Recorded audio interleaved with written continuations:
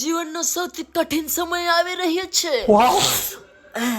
શિયાળો તો હવે ઘરમાં ગોદડાને ગાડલા બહાર નીકળશે અને ભાઈડો બબે ત્રણ ટી-શર્ટ પહેરીને બહાર નીકળશે ટાઈડમાં ઠીંગરાયેલો. અને હા, શિયાળામાં જીવનની સૌથી જરૂરી વસ્તુ શીખવા મળે છે કે રોજ નાહવું જરૂરી નથી.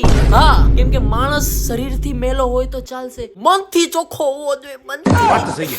અને આમે આ કોણ માણસો હોય કે જેને રોજ બાથરૂમમાં કપડા કાઢીને નાગુ પૂગું ઊભું રહેવું ગમે?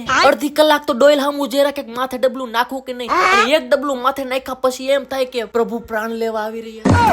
અને સૌથી વધારે પાણીની બચત શિયાળામાં જ કરવામાં આવે, કેમ કે નાવાનું તો નથી જ ને હારે પાણી પીવાનું બી નથી. જો તમે પાણી વધારે પીધું તો 5 મિનિટે મૂતર લાગે, ઘડીએ બાથરૂમમાં ધક્કા ખાવા પડે. ગામડાઓમાં ટોયલેટ બની ગયા પણ હજી અમુક ગામડાઓમાં ટોયલેટ નથી. ત્યાં હવારના પોરના જ્યારે ભાઈડાઓ ડબલું લઈને જાજરૂ કરવા જાય છે ત્યારે એનું 5 મિનિટમાં પછવાડું પથરાળું થઈ જાય, બરફ જેવું જામી જાય. પછી તમે એને પથ્થર મારો કે RDX બોમ્બ મારો, હરામજાઈ ભણના દીકરાને કઈ ફીલ થાય. અને મિત્રો, શિયાળામાં જ તમારા સપના પૂરા થાય છે, કેમ કે સવારે 10-11 વાગ્યા સુધી તમને ગોદડાની બહાર નીકળવાનું મન નથી થતું. ત્યારે તમારા આખા વર્લ્ડના સપના હોય ને પૂરા તો ઠીક સાકાર બી થાય. અને સાહેબ, મરદનું ફાડ્યું તો ઈ કહેવાય કે જે શિયાળામાં બી એસી પંખો ચાલુ કરીને હુવે અને સવારે ઠંડા પાણીથી નાય. ભલે એની ફાટી રહી હોય તોય ભાઈડો બોલે નહીં કે ઠંડી બહુ છે ઓ ભાઈ. અમુક કોઈ મારા જેવા જે સવારે ઉઠીને બ્રશ કરતા હોય તો મોઢું ધોવાનું મન ન થાય કે ક્યાંક હાર્ટ એટેક આવી ગયો.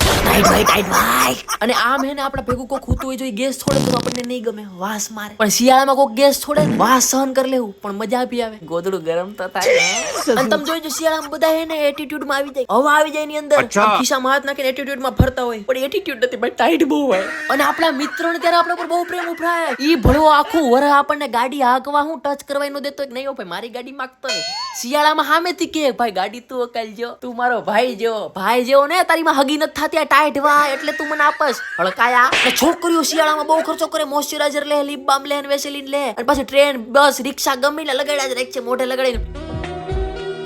આપણને એમ હું લાઈન કે એ બી દિવસો હતા કે મિત્રો સાથે બેસી રાતે તાપણું કરતા, અડધી રાતે ચા પીવા માટે રોજ રખડતા. એ બી દિવસો હતા કે મિત્રો સાથે બેસી રોજ તાપણું કરતા, ચા પીવા માટે અડધી રાતે રોજ રખડતા. પણ પછી એક બાયડી હું આવી જિંદગીમાં, ભળવા ઘરની બહાર નથી નીકળતા. બાયડી કેલા